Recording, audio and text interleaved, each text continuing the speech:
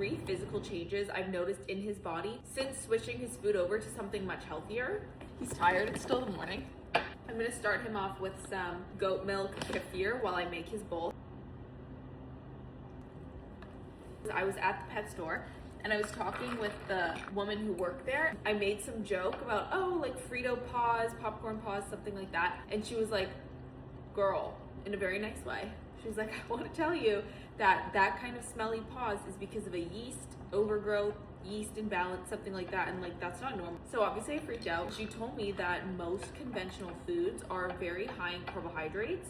And when I realized the Fritos paw smell was going away, that's when I knew switching his food was the right idea and was the right thing to do. The second physical change that actually I did not realize, it was his groomer. She said that his fur or his undercoat growing in differently. It's a different texture. And she asked me, she's like, oh, have you changed his diet recently? And I said, yeah. And she said it can happen when you change food, the fur can start growing in differently, which I guess makes sense because we take hair, skin, and nails vitamins, we eat our skincare, sardines, high fat, whatever, all of those things. And the same is for dogs because we're kind of shoved so many supplements down our throats for like fish oil, salmon oil, all these different things to make your dog's coat shiny, soft, all of those things when it really should be starting with food. And the third physical trait I noticed differently in Cashew, this little chunky monkey, is that he put on a little bit of weight. Now we are very much watching our calories now. I'm making sure I measure all of his food perfectly. Because this is such a more nutrient dense food, it's just more calorically dense.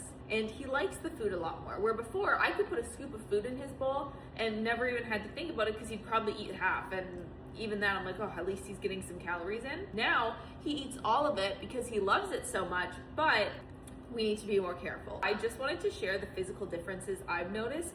If your dog has Fritos, I hate to break it to you, it's not normal and you should probably consider changing food.